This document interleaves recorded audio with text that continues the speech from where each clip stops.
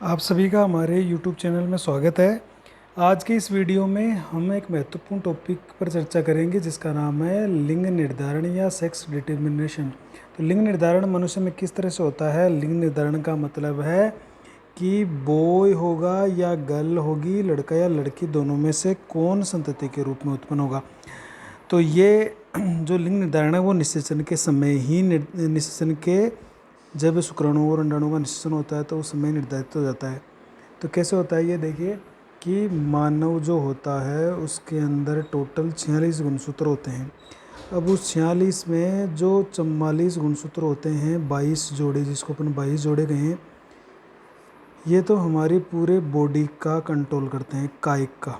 हमारी जो बॉडी की संरचना है उसमें तमाम प्रकार के अंग है, ऊतक है, उन सभी संरचनाओं को और बॉडी की जो जितनी भी संरचना है उसको 22 जोड़ी यानी 44 गुणसूत्र इसको कंट्रोल करते हैं। तो इनको अपन कायिक गुणसूत्र या इनको ऑटोसोम कहते हैं, ऑटोसोम्स।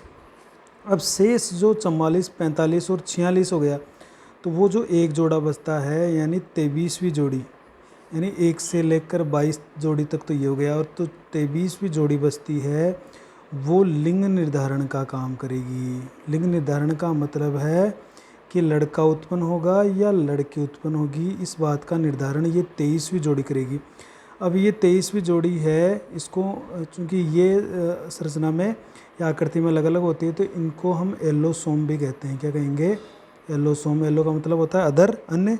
तो ये एलोसोम या चूँकि अलग अलग होते हैं तो हिटेरोसोम, इनकी आकृति अलग होती है तो हिटेरोसोम भी कहलाते हैं। अब 23वीं जोड़ी, इसके अंदर दो गुणसूत्र ऐसे होते हैं, जैसे एक तो कॉमन रूप से देखें तो एक्स और दूसरा वाई, ये ऐसे दो गुणसूत्र है जो दोनों ही अलग अलग है, डिफरेंट है आकृति और संरचना में। तो ये दोनों लिंग निर्धारण का काम करते हैं। अब चूँकि जैसे मादा होगी तो मादा में 46 गुणसूत्र कैसे होंगे, इनके अंदर 44 गुणसूत्र नर हो या मादा हो ये तो समान होते हैं। अब बाकी के जो दो गुणसूत्र होंगे तो उनमें एक तो जैसे मादा में एक्स हो गया और दूसरा ही एक एक्स का रूप एक और इसके साथ जोड़े में पाया जाता है, और नर में होता है एक तो एक्स होता है और दूसरा वाई गुणसूत्र पाया जाता है। तो इस तरह से मादा में 46 हो जाते हैं और नर के अंदर 46 गुणसूत्र पाए जाते हैं। तो 44 तो दोनों में सेम है जो ऑटोसोम्स होते हैं, बाकी एक जोड़ा जो एक्स एक्स है वो तो मादा में है और एक्स वाई वो नर में है। अब निषेचन के समय जैसे ही अंडाणु के अंदर 23 गुणसूत्र होते हैं, और इसका जब मादा अंडाणु बनाएगी तो जाहिर सी बात है गुणसूत्र आधे हो जाते हैं।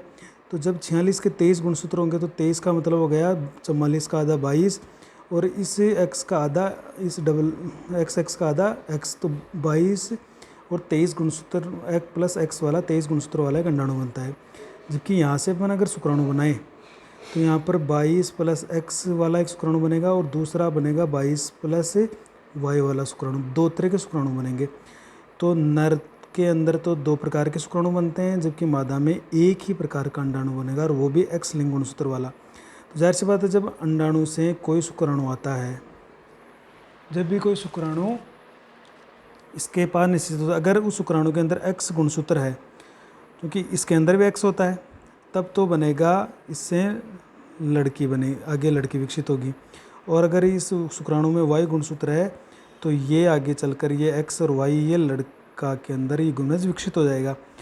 तो टोटली ये स्पष्ट होता है कि लिंग निर्धारण का काम वो शुक्राणु करते हैं, और शुक्राणु कौन उत्पन्न करता है? पिता उत्पन्न करता है। तो लिंग निर्धारण के लिए पूरी तरह से पिता उत्तरदायी होता है।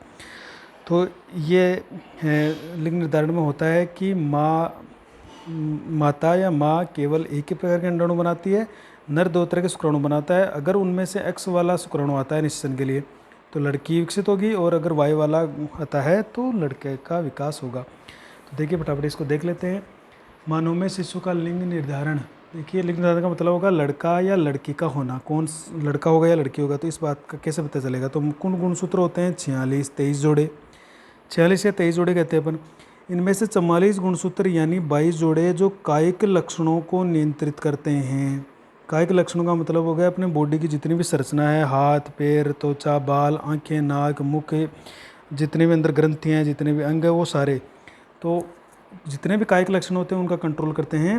जो 44 गुणसूत्र 22 जोड़े जिनको अपन कायिक गुणसूत्र या ऑटोसोम भी कहते हैं, ये 1 से लेकर 22 जोड़े तक होते हैं, नर मादा के अंदर समान रूप से पाए जाते हैं।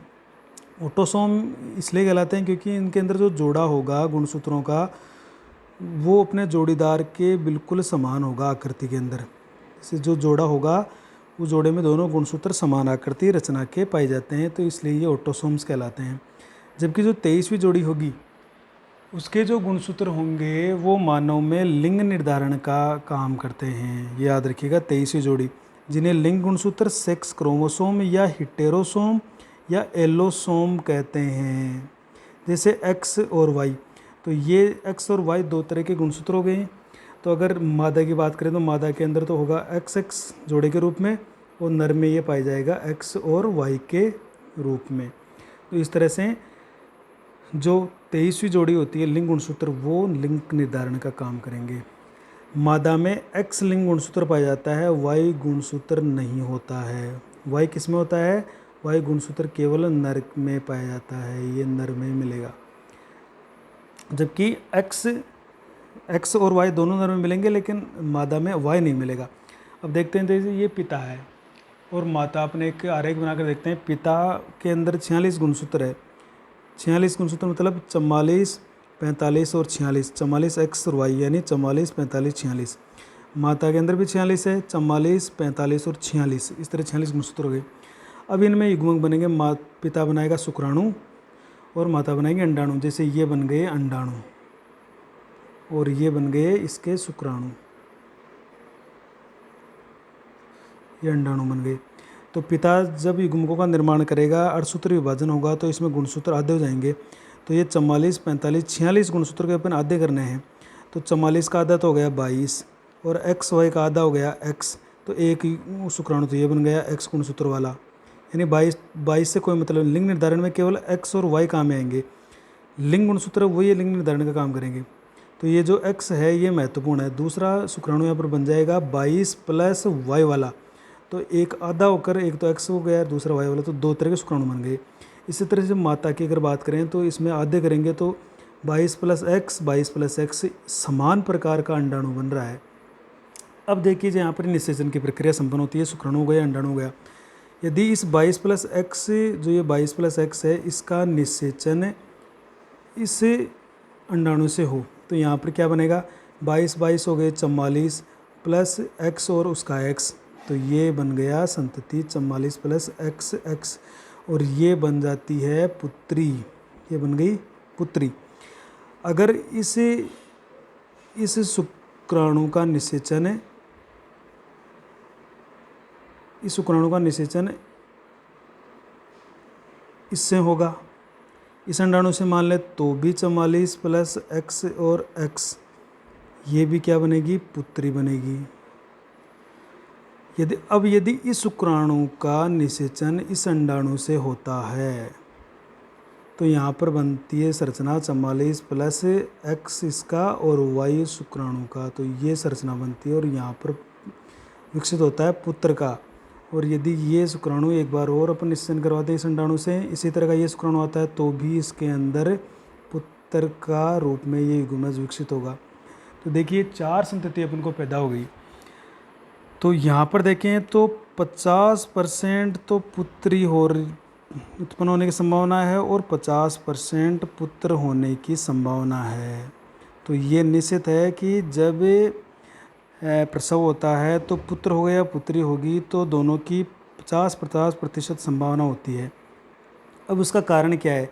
तो कारण ये है कि जो 50% शुक्राणु होते हैं जो बनते हैं नर के अंदर, वो तो एक्स गुणसूत्र वाले बनते हैं, और 50% जो शुक्राणु बनते हैं वो वाई गुणसूत्र वाले बनते हैं। तो 50% शुक्राणु एक्स वाले बन रहे हैं, 50% वाई गुणसूत्र वाले बन रहे हैं। अब निषेचन में जो भी निषेचन के समय पहुंचता है, जैसे एक्स वाला पहुंच गया तो लड़की पैदा होगी, अगर वाई वाला पहुंच गया अंडे के पास तो लड़का पैदा होगा। तो ये निश्चित है कि 50% संभावना होती है। अब क्यों होती है ये भी देखिए आप, क्योंकि जैसे ये एक प्राथमिक शुक्र कोशिका है, प्राथमिक शुक्र कोशिका हमने शुक्र जनन पढ़ा था, तो उसमें पहला अर्थसूत्री विभाजन होता है, इसमें 46 गुणसूत्र है। तो पहला इसके अंदर अर्थसूत्री विभाजन होगा तो 2 द्वितीयक शुक्र कोशिकाएं बनती है, तो इसमें 23 गुणसूत्र हो जाते हैं दोनों में। अब 23 का मतलब ये इसमें कैसे होगा? 22 प्लस एक तो एक्स होगा इसमें, और दूसरे में होगा 22 प्लस वाई वाला। अब फिर से इसमें एक जो द्वितीय सूत्री विभाजन होता है, तो इससे तो बन जाएंगे 22 + x और 22 + x, और इससे बन जाएगा 22 + y वाला, और एक और बन जाएगा 22 + y वाला, क्योंकि वो समसूत्र प्रकार का होता है। तो हम ये कह सकते हैं कि इस x और y जो बन रहे हैं वो 50-50% बन रहे हैं। यानी नेचुरल में यही है, नेचुरल के अंदर में जो शुक्राणु बनते हैं वो 50-50% बनते हैं। यानी 50% तो x गुणसूत्र वाला, लिंग गुणसूत्र वाला, और 50% y लिंग गुणसूत्र वाला। तो ये संभावना होती है कि 50% पुत्री पैदा हो और 50% पुत्र पैदा हो। तो इस तरह से एक लिंग निर्धारण की प्रक्रिया को हमने समझा है, और इससे ये भी स्पष्ट हो रहा है। तो यहाँ इसे अगर अपन आरेख से ये बात समझें, तो यहाँ पर एक महत्वपूर्ण बात है कि जैसे माता होती है वो एक ही तरह का अंडाणु बनाती है, दूसरा अंडाणु बनता है ये, जबकि पिता 2 तरह के शुक्राणु बना रहा है। तो अब लिंग निर्धारण के लिए जिम्मेदार कौन है? तो यहाँ पर स्पष्ट ये है कि लिंग निर्धारण के लिए शुक्राणु जिम्मेदार है, और शुक्राणु का निर्माण होता है पिता के द्वारा।